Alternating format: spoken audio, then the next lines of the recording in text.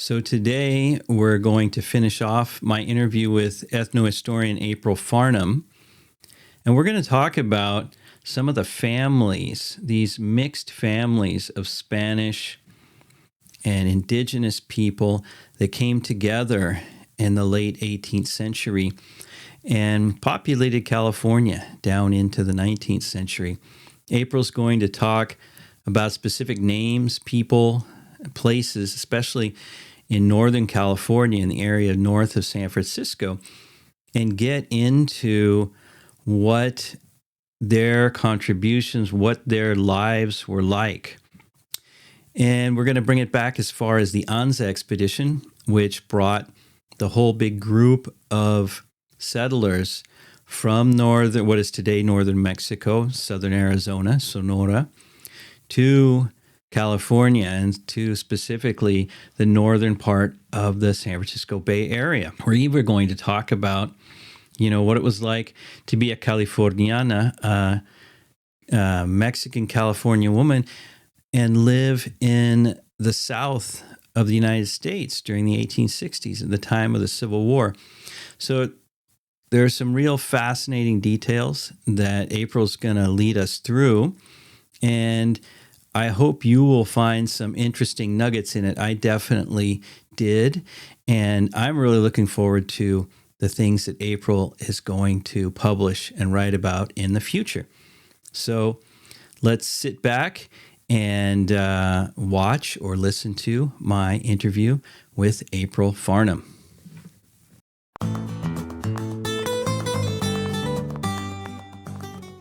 Is there anything recently, or even not so recently, that has surprised you or that maybe was unexpected that you found out?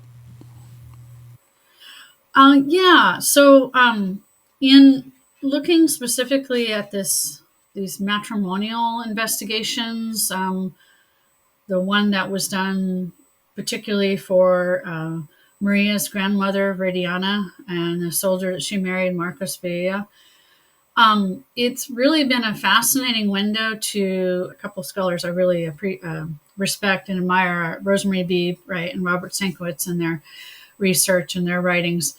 The fact that the soldiers themselves had a direct participation in these marriages and baptisms, both as witnesses, but padrinos, godparents, very directly involved, right, with these, at least it seems, again, from the writing, with these different events. And I knew about Compandrasco, I knew about godparentage and the importance of that.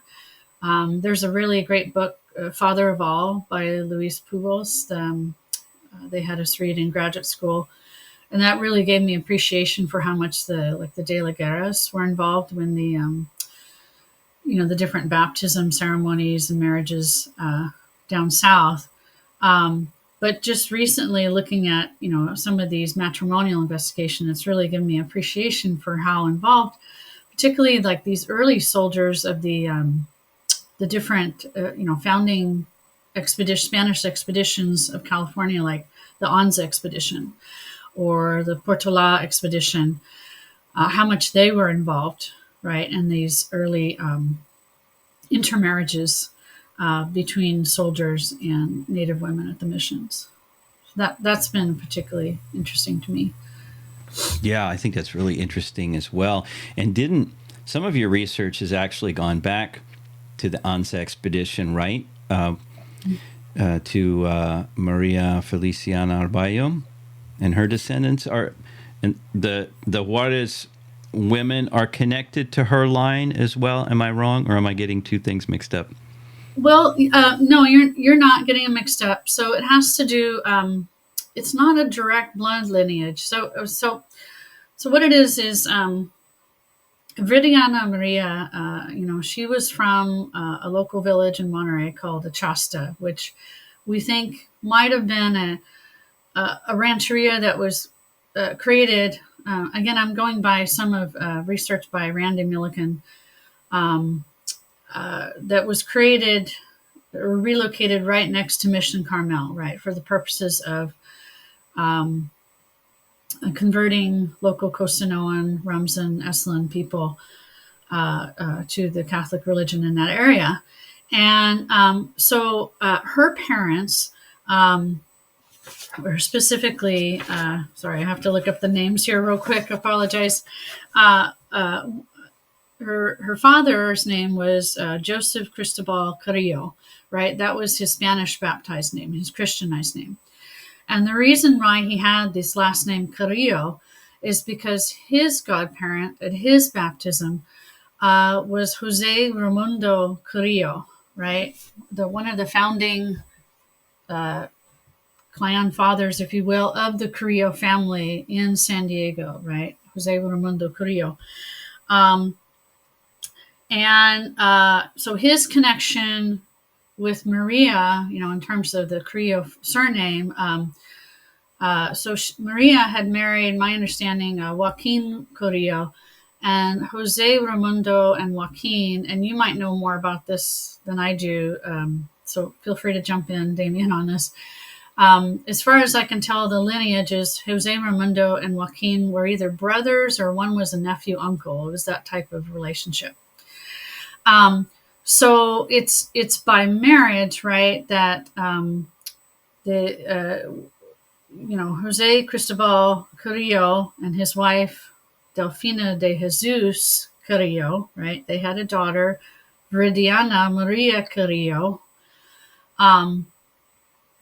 Would have been her quote unquote maiden name, right? But maiden name in terms of, under the Spanish doctrine of marriage in the mission institution, that possibly, right, this kinship was understood between Maria Juarez and Maria Carrillo. I can't prove that for sure. I haven't seen anything yet in the writing or the letters that the two of them understood that they had this kinship.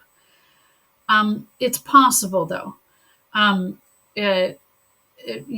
give credit to Jennifer Lucido, who I know you've had on your show before. She wrote an amazing article, her and Scott Lydon, for Bulletin 2018, Patriarchal Brokers and Cultural Bedfellows, where she explains very clearly how Maria Carrillo was multilingual. She knew the Diegueño languages, right, in San Diego area. And then when she came up here to Sonoma and established her rancho outside of Santa Rosa, she quickly taught herself some of the local, I think not just Patwin, but Pomo and possibly maybe even Wapo dialects, local dialects.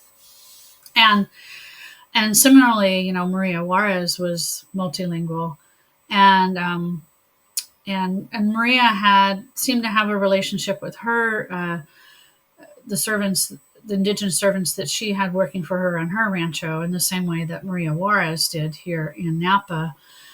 So I can't help but think that perhaps they did at one time run into each other, especially when Maria and Cayetano were living briefly in Sonoma before they moved to Napa.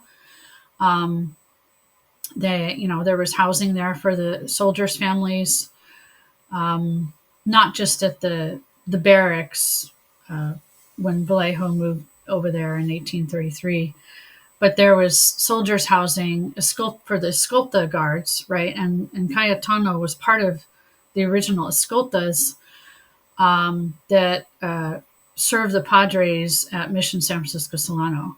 So he was there as early as 1827. And shortly there, go ahead. Oh, sorry.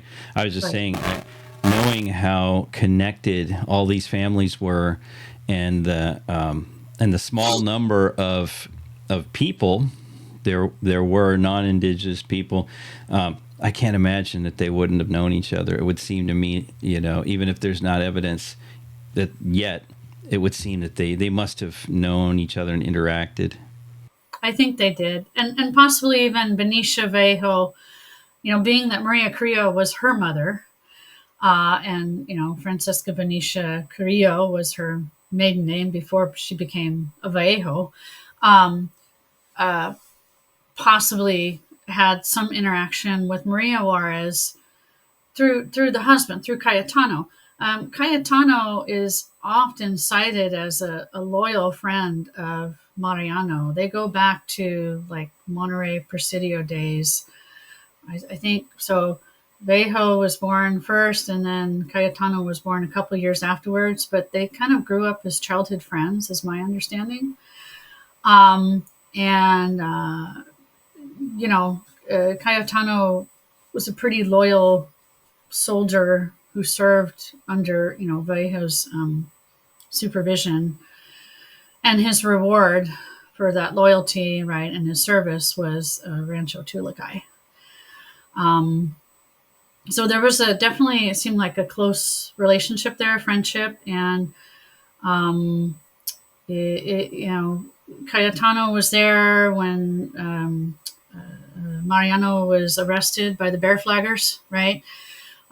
He sent his brother to try to rescue Mariano en route to Sutter's Fort, but at the time Mariano declined, and there's a whole story, you can look that up.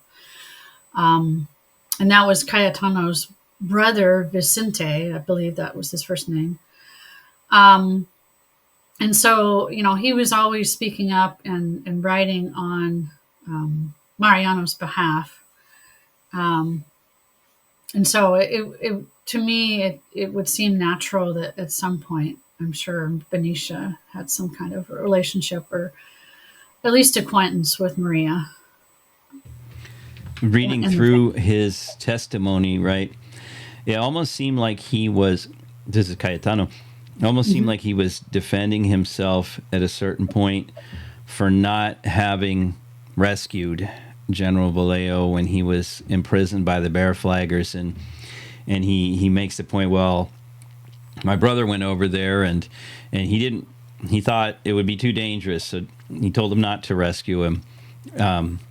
And I also thought it was funny that the brother dressed as a woman, right, to kind of sneak in and talk to them and then sneak out. There's so many of these stories that are still hidden in the archives that are little by little trickling out, but there's still so much to know. Absolutely. And like I said, I keep peeling back the layers, and every time I find a new name of a soldier or a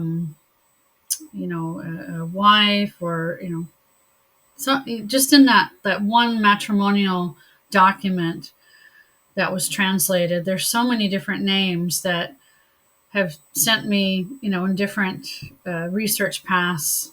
One other one I'll highlight in that matrimonial investigation was so one of the soldier witnesses who signed off on the letter for the matrimonial investigation was Vicente Briones, right? Vincent Briones, who was Juana Briones' grandfather, and also one of these early soldiers on the, I think it's the Anza Expedition. And just the fact that he was there at that time, and he was signing off on other intermarriages as well, right? With Padre Lasuen, Furman Lasuen, and so that every time I find names like that, it just fascinates me, and I want to learn more about those particular individuals, and how they connect to this story, right? That so far has been centered on Maria Juarez, but again, it's becoming bigger and bigger. And more all-encompassing. Where are things leading you right now? What direction are you working on at this moment? With this story or with other? Well, with that story, but if you've got other stories as well, that'd be interesting to know too. So I mean, I definitely want to. With the translation of Cayetano's Testimonio, and then this matrimonial investigation that kind of traces Maria Juarez's lineage right back to the indigenous peoples.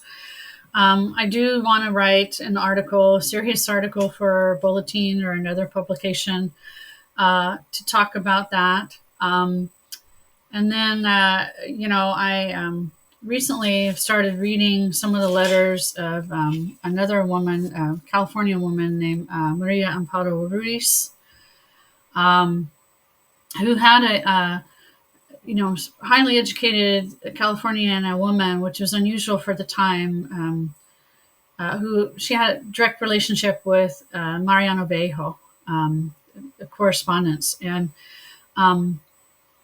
a few scholars have written about her, but a lot of her letters have just been published in Spanish, and which I think is wonderful. But I think it would also help the general public to understand a little bit more about, specifically about the Californios' feelings about the Bear Flag Revolt and about annexation. If those letters were all translated from Spanish to English, my understanding is Rosemary Beebe and Dr. Sienkiewicz, Dr. Beebe and Dr. Sienkiewicz have already translated a few of those letters and will be publishing them. But there's a whole collection, different archives. One of them is at the Santa Barbara Archives Library. I think another collection is at the Huntington Library, where I would like to kind of, go down that rabbit hole, so to speak, and see if we can't translate those letters so we can understand, more about Mr. Vallejo himself, right? And what his values were, and why did he choose to correspond so much with this particular Californiana woman, and see what light she could shed right on the history here at Sonoma through the American period. So that's kind of where I'm going right now with that. Didn't she write a novel, The Squatter and the Dawn? Is that Maria Amparo Ruiz? Yeah, a couple of them. Yeah, but Squatter and the Dawn, supposedly the Dawn character is based on Mariano, inspired by him and his life. And forget the other book she wrote. She wrote a couple books, and she was married to a Civil War gentleman, Civil War officer, lived in the South for a while. So and that is very interesting to me, right? How she navigated this. She was a Californiana in the 1860s, living in the American South, and she still had very strong feelings about the way in which Mexican California had been annexed by the U.S. But then she also had very strong feelings and opinions about the Civil War itself and what was going on there. So just really fascinating lady. And I've just now, just the tip of the research, tip of the iceberg in terms of what I'm learning about her and reading up on her life. And, like I said, some people have written full biographies on her, but as far as I can tell, nobody has published all of her letters in English, just mostly Spanish. Yeah, if they had, I think we'd probably know, because I'm certainly not aware of it. Yeah. And I realize that anytime there's a translation from one language to another, as I witnessed and experienced with translating Hawaiian newspaper articles right into English, that there's some cultural meanings lost. There's some understandings, right, that are sometimes lost in translation, and so I respect, wanting to publish right in the original language that it was written. But again, I think if it could be published in multiple languages, then it would just go further in educating everybody, right, about that history. Yeah, I agree. And when you have both languages, then you can sort of start a dialogue about okay, what is the meaning of this and what is the meaning of that in its context, and you can go back and forth, but yeah, you need them both. You definitely need them both, even though there are a growing number of Spanish speaking people in California, which is great, but we also need, the vast majority of people are still mainly English speakers, and I think for English speakers to be able to access that material, it also helps make round out the picture of our history better, right? Because you do get access to things that you wouldn't have access to otherwise, and helps you complete the mosaic, so to speak. So yeah, I Right. agree. I didn't Definitely. know that. Have you Yeah. Oh, sorry. Go ahead. That's okay. Have you interacted with any Juarez descendants? I did briefly. So, shortly after we moved here to Napa, I had a stint as a librarian at Napa County Library, and one of my first talks um, was about, just kind of what I learned about these basket collections and the connection to the Juarez family.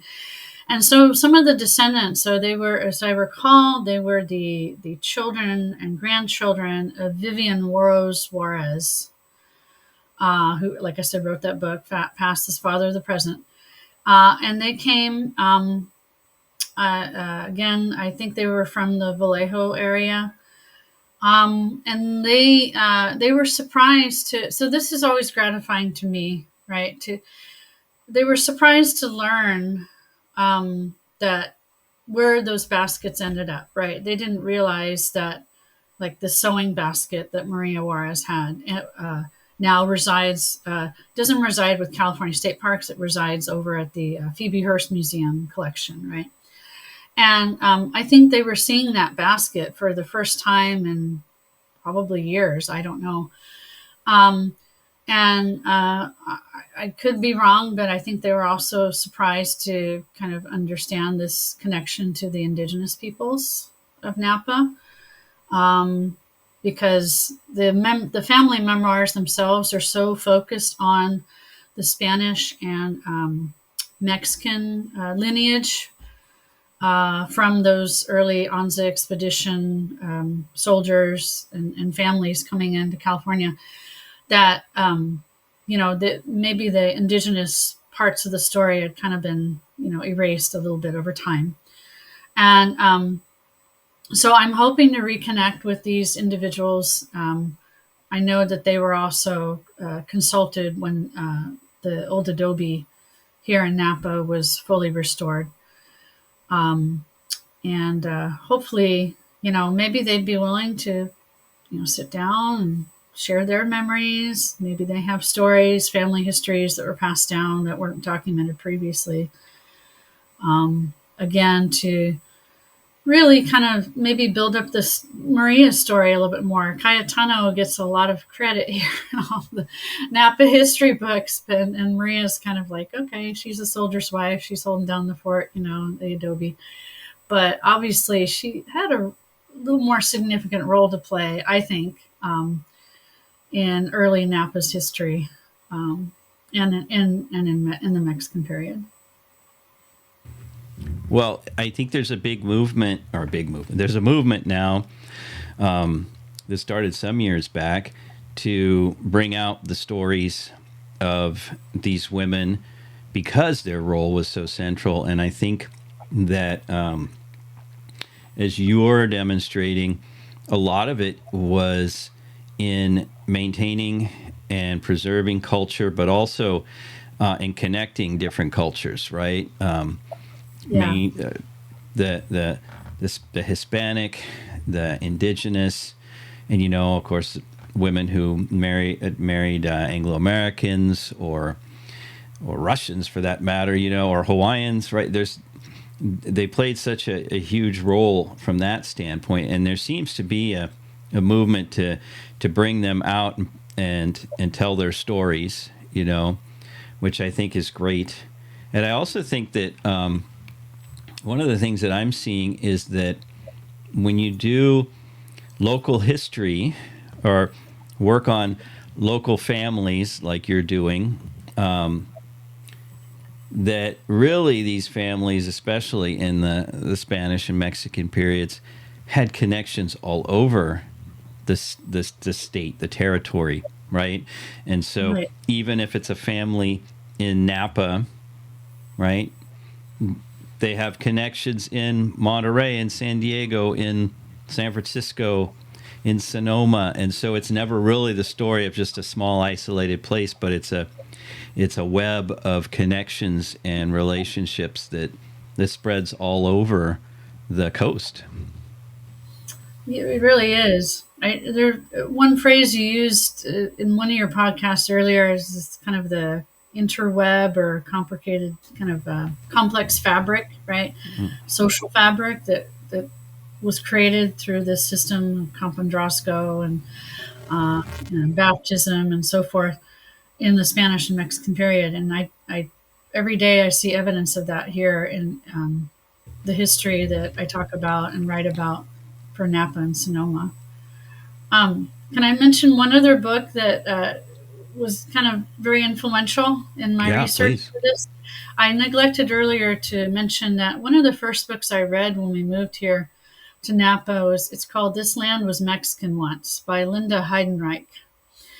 And so she really, I get credit for uh, really kind of shifting the focus first from Cayetano to Maria Juarez and talking about some of the indigenous history here in Napa. So I feel like I'm just kind of continuing on that work, right, adding to the story because there was a few things again as I was peeling away the layers in my primary source research that I don't think Linda was aware of, right? Like these baskets that I was mentioning at the state park collection and the Phoebe Hearst Museum collection, and how that was evidence of her involvement with the indigenous community, and also the fact that mission records prove that she had this direct blood, lineal descent to the indigenous women in the Monterey region. So. Yeah, I agree.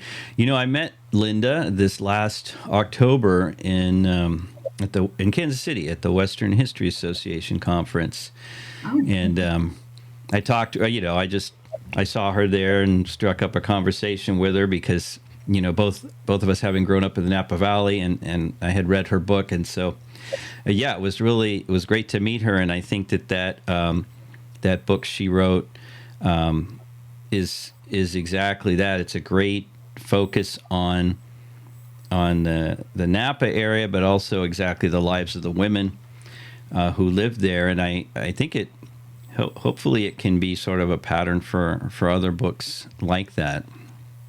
yeah, I agree. And when I was working at the Napa Valley Museum, that book was like essential reading for all the programs, interpretive programs that we did, because it was one of the first books that I had encountered really focused on Napa Valley and the connections between the early pre-Mexican period, right, and the indigenous histories of Napa going through the Mexican Rancho period and then into the American period, and what with the focus on the Bear Flag Revolt and what was happening there, and so yeah, love that book.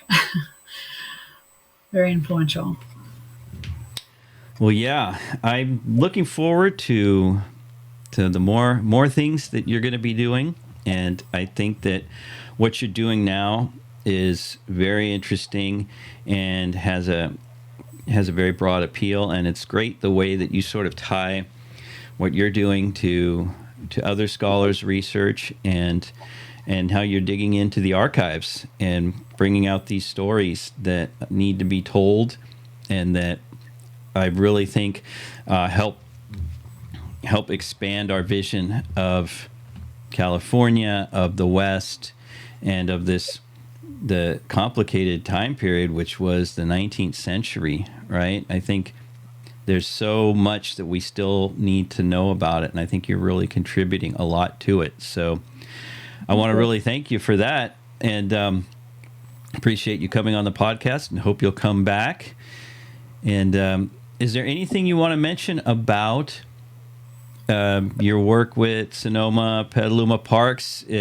What interesting things there are for people to see if they happen to be in the area? Oh, yeah, absolutely. Sonoma State Historic Park involves Mission San Francisco Solano and General Vallejo's home, and then we have our sister park, Petaluma Adobe. We are always having new events, activities. We recently had our women, one of the interpreters there organized a very popular women's history crawl event. It was attended by over 350 people. Different community groups came together, and we were talking about prominent women, historical women in and around the area. With Sparks, the Sonoma Petaluma Parks, they continue to sponsor lectures by scholars such as yourself. I gave a talk last week about a watercolor artist, little known watercolor artist who did a lot of paintings of the missions and the adobes up and down California in the early 19th century. And they also sponsor music concerts. So there's always something fun and community oriented going on there, where people not just learn about history, right, but if they could bring their families. And we have Children's Day coming up in June. That's at the Sonoma Barracks. So if folks, want to learn more about these events, I highly encourage you to go to sonomaparks.org. They're the nonprofit group that supports our state park and everything that we do. So just check it out, and it's definitely worth a visit. I give lots of tours, public tours every day, fourth graders included, lots of school groups right now. But eventually, also coming in the summer, we'll be offering tours 45 minutes to an hour to anybody in the public, adults or families that want to just, take a walk through the different structures and get a more, broader picture of Sonoma's history and the history there. That's great. That's great. I think people that come to the Sonoma area, they know it's wine country, but I don't think that they often know how deep and fascinating the history is there as well. So it can really round out your visit, while you're, in addition to visiting the wineries and the art galleries and the other shops there, to really touch and see this great history that made the place what it is. So thank you for that and all the work you do over there. Appreciate it. Thank you. All right. Well, April, until next time, it's been great talking to you. All right. Thank you so much, Damon. Appreciate being on the show.